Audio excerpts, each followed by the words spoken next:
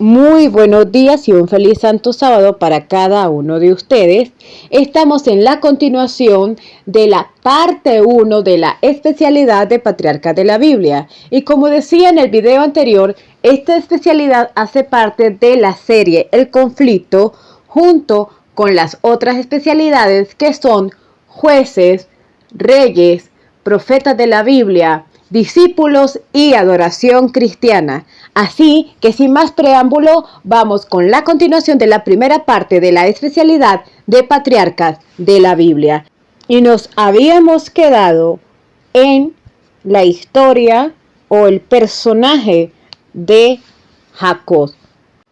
Historia de los Patriarcas y Profetas, capítulo 18. Una noche de lucha. Este capítulo está basado en Génesis 32, 1 y 33. Cuando las colinas de su patria aparecieron ante él en la lejanía, el corazón del patriarca se sintió profundamente conmovido. Todo el pasado se presentó vivamente delante de él. Al recordar su pecado, pensó también en la gracia de Dios hacia él y en las promesas de ayuda y dirección divinas. A medida que se acercaba al fin de su viaje, el recuerdo de Esaú le traía muchos pensamientos aflictivos. Después de la huida de Jacob, Esaú se había considerado como único heredero de la hacienda de su padre. La noticia del retorno de Jacob podía despertar en él temor que venía a reclamar su herencia. Esaú podía ahora hacerle mucho daño a su hermano, si lo deseaba, y estaba tal vez dispuesto a usar la violencia contra él, no solo por el deseo de vengarse, sino también para asegurarse la posesión absoluta de la riqueza que había considerado tanto tiempo como suya. Una vez más el Señor dio a Jacob otra señal del cuidado divino. Mientras viajaba hacia el sur del monte de Galaad, le pareció que dos ejércitos de ángeles celestiales lo rodeaban por delante y por detrás, y que avanzaban con su caravana como para protegerla. Jacob se acordó de la visión que había tenido en Betel mucho tiempo atrás, y su oprimido corazón se alivió con esta prueba de que los mensajeros divinos que al huir de Canaán le habían infundido esperanza y ánimo, lo custodiarían ahora que regresaba. Y dijo: campamento de Dios es este, y llamó a aquel lugar Mahanaim. Eso se encuentra en Génesis 32, 2. Sin embargo, Jacob creyó que debía hacer algo en favor de su propia seguridad. Mandó pues mensajeros a su hermano con un saludo conciliatorio. Los instruyó respecto a las palabras exactas con las cuales se había de dirigir a Esaú. Se había predicho ya antes del nacimiento de los dos hermanos que el mayor serviría al menor. Y para que el recuerdo de esto no fuera motivo de amargura, dijo Jacob a los siervos que los mandaba a mi señor Esaú, y cuando fueran llevados ante él debían referirse a su amo como tu siervo Jacob, y para quitar el temor de que volvía como indigente errante para reclamar la herencia de su padre, Jacob le mandó a decir en su mensaje: tengo vacas y asnos y ovejas y siervos y siervas, y envió a decirlo a mi señor por hallar gracia en tus ojos. Pero los siervos volvieron con la noticia de que Esaú se acercaba con 400 hombres y que no había dado respuesta al mensaje amistoso. Parecía cierto que venía para vengarse.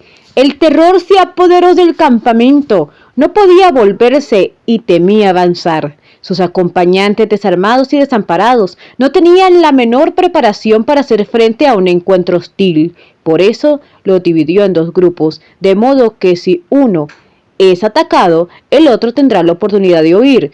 De su gran cantidad de ganado, mandó regalos generosos a Esaú con un mensaje amistoso. Hizo todo lo que estaba de su parte para expiar el daño hecho a su hermano y evitar el peligro que lo amenazaba, y luego con humildad y arrepentimiento pidió así la protección divina. Jehová, que me diste, vuélvete a tu tierra y a tu parentela, y yo te haré bien. No merezco todas las misericordias y toda la verdad con que has tratado a tu siervo. Pues con mi cayado pasé este Jordán, y ahora he de atender a 2 campamentos. Líbrame ahora de manos de mi hermano, de manos de Saúl, porque le temo, no venga acaso y me hiera a la madre junto con los hijos. Había llegado ahora al río Jabot, y cuando vino la noche, Jacob mandó a su familia cruzar por el vado al otro lado del río, quedándose él solo atrás. Había decidido pasar la noche en oración y deseaba estar solo con Dios, quien podía apaciguar el corazón de Esaú. En Dios estaba la única esperanza del patriarca. Era una región solitaria y montañosa, madriguera de fieras y escondite de salteadores y asesinos. Jacob, solo e indefenso, se inclinó a tierra profundamente acongojado. Era medianoche, todo lo que lo hacía apreciar la vida estaba lejos y expuesto al peligro y a la muerte. Lo que más lo amargaba era el pensamiento de que su propio pecado había traído este peligro sobre los inocentes. Con vehementes exclamaciones y lágrimas, oró delante de Dios. De pronto sintió una mano fuerte sobre él. Creyó que un enemigo atentaba contra su vida y trató de librarse de las manos de su agresor. En las tinieblas, los dos lucharon por predominar. No se pronunció una sola palabra, pero Jacob desplegó todas sus energías. Ni un momento cejó en sus esfuerzos. Mientras así luchaba por su vida, el sentimiento de su culpa pesaba sobre su alma. Sus pecados surgieron ante él para alejarlo de Dios.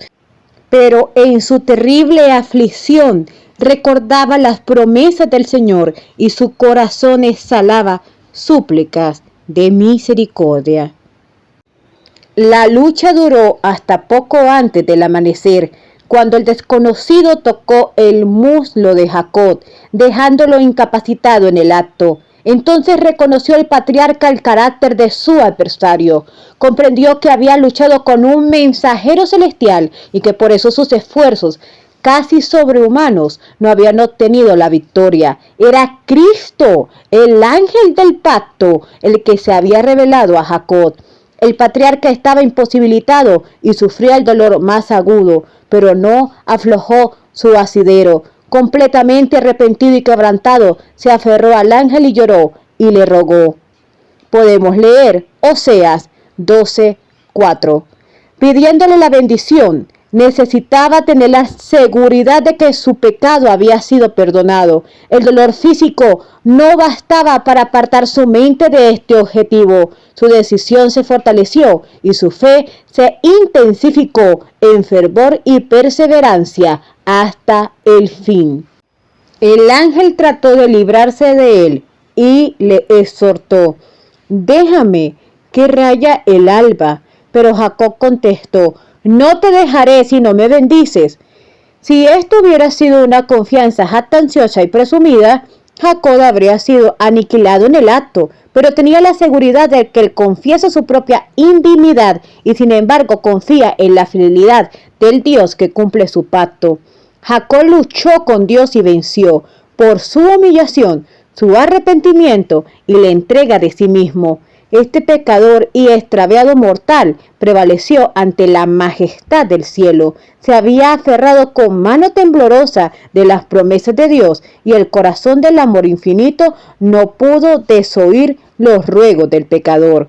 El error que había inducido a Jacob al pecado de alcanzar la primogenitura por medio de un engaño, ahora le fue claramente manifestado. No había confiado en las promesas de Dios, sino que había tratado de hacer por su propio esfuerzo lo que Dios habría hecho a su tiempo y a su modo. En prueba de que había sido perdonado, su nombre, que hasta entonces le había recordado su pecado, fue cambiado por otro que conmemoraba su victoria. Ya no te llamarás Jacob, sino Israel, porque has luchado con Dios y con los hombres y has vencido. Jacob alcanzó la bendición que su alma había anhelado. Su pecado como suplantador y engañador había sido perdonado. La crisis de su vida había pasado. La duda, la perplejidad y los remordimientos habían amargado su existencia, pero ahora todo había cambiado y fue dulce la paz de la reconciliación con Dios. Jacob ya no tenía miedo de encontrarse con su hermano. Dios, que había perdonado su pecado, podía también conmover el corazón de Esaú para que aceptara su humillación y arrepentimiento. Mientras Jacob luchaba con el ángel, otro mensajero celestial fue enviado a Esaú. En un sueño, este vio a su hermano desterrado durante 20 años de la casa de su padre. Presenció el dolor que sentiría al saber que su madre había muerto. Lo vio rodeado de las huestes de Dios. Esaú relató este sueño a sus soldados con la orden de que no hicieran daño alguno a Jacob porque el Dios de su padre estaba con él. Por fin, los dos grupos se acercaron uno al otro.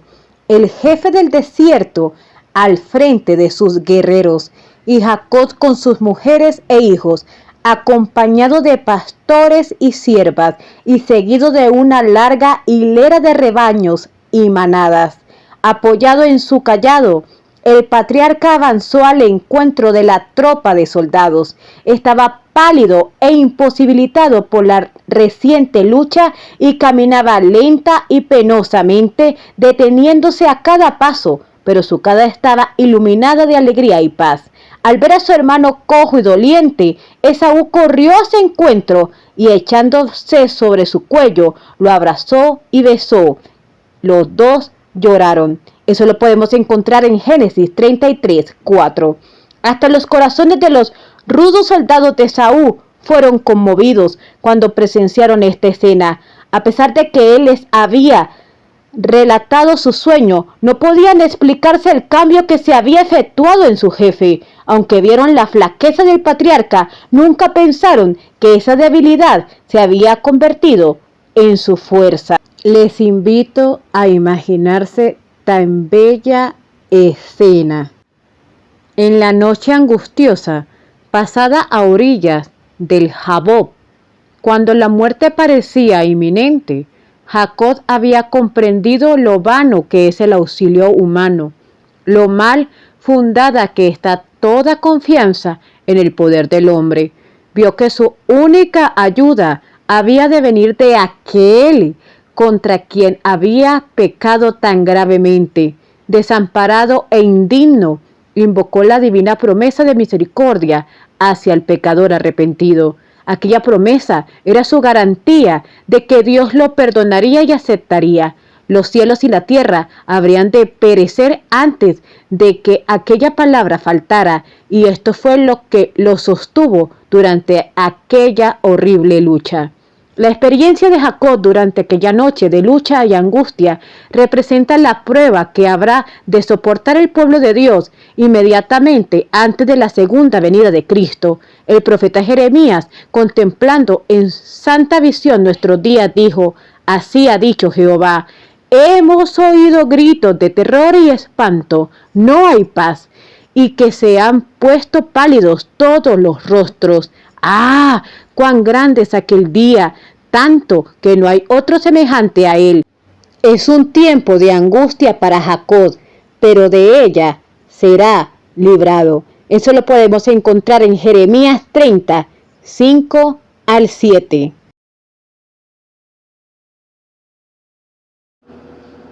José.